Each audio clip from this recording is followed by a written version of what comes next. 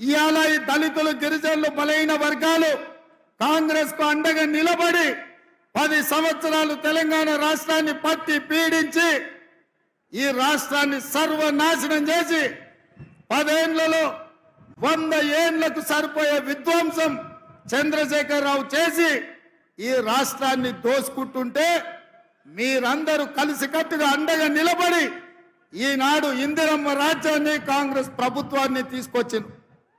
మరి ఇవాళ నేను అడుగుతున్న మిత్రులారా, మా బలైన వర్గాల సోదరులను నేను అడుగుతున్నా, మా దళితులను మా గిరిజనులను నేను అడుగుతున్నా, మీ అండతోని మీ ఆశీర్వాదంతోని ఇవాళ ఈ తెలంగాణ రాష్ట్రానికి ముఖ్యమంత్రిగా బాధ్యతలు చేపట్టిన నేను, మా మిత్రుడు శ్రీధర్ బాబు గారు, మా మిత్రుడు పొన్నం ప్రభాకర్ గారు ఈరోజు బలైన వర్గాలను జనాభాను లెక్క పెట్టండి అని మంత్రివర్గంలో పాస్ చేసినాం, శాసనసభలో తీర్మానం చేసినాం, దానికి సంబంధించి నిధులు కేటాయించినాం.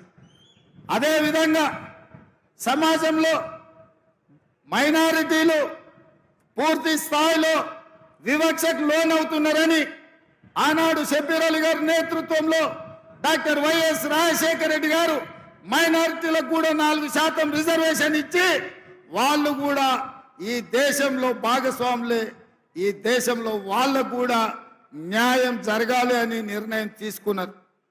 ఇట్లా కాంగ్రెస్ పార్టీ దళితులు గిరిజనులు బలైన వర్గాలు మైనారిటీలకు రిజర్వేషన్లు ఇచ్చి నిధులు కేటాయించి వాళ్ళ అభ్యున్నతి కోసం పనిచేయాలనుకుంటుంటే ఇవాళ బీజేపీ కుట్ర చేస్తున్న సోదరులారా, ఆ కుట్ర ఏంటంటే చూసి ఉంటారు మీరు మోడీ గారి ఉపన్యాసాలు. इस बार 400 पार, हमें पूछा क्यों भाई आपको 300 पिछले बार मिले और इस बार भी कुछ कम उधर इधर 300 मिले तो सरकार बनाने वाले हैं, क्यों 400 मांग रहे हैं?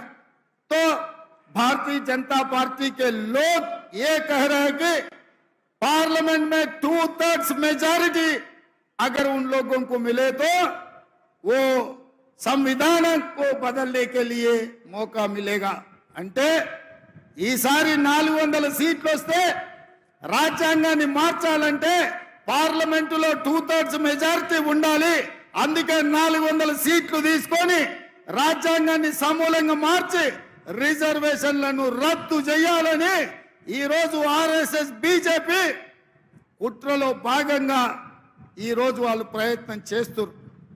మరి నేను అడుగుతున్నా, మీకు రిజర్వేషన్లు ఇచ్చి, మీకు విద్యలో రిజర్వేషన్లు ఇచ్చి, మీకు ఉద్యోగాలలో రిజర్వేషన్లు ఇచ్చి, ఇవాళ మీకు రాజకీయాలలో రిజర్వేషన్లు ఇచ్చినందుకే అట్లూరి లక్ష్మణ్, కవంపల్లి సత్యనారాయణ, మేడిపల్లి సత్యం లాంటి వాళ్ళు ఎమ్మెల్యేలు విప్పులైనరు, దామోదర్ రాజ నరసింహ గారు మంత్రి అయినరు, బట్టి విక్రమార్క గారు ఉప ముఖ్యమంత్రి అయినరు, బలరాం నాయక్ గారు కేంద్ర మంత్రి అయిండు, సర్వే సత్యనారాయణ గారు కేంద్రంలో మంత్రి అయిండు.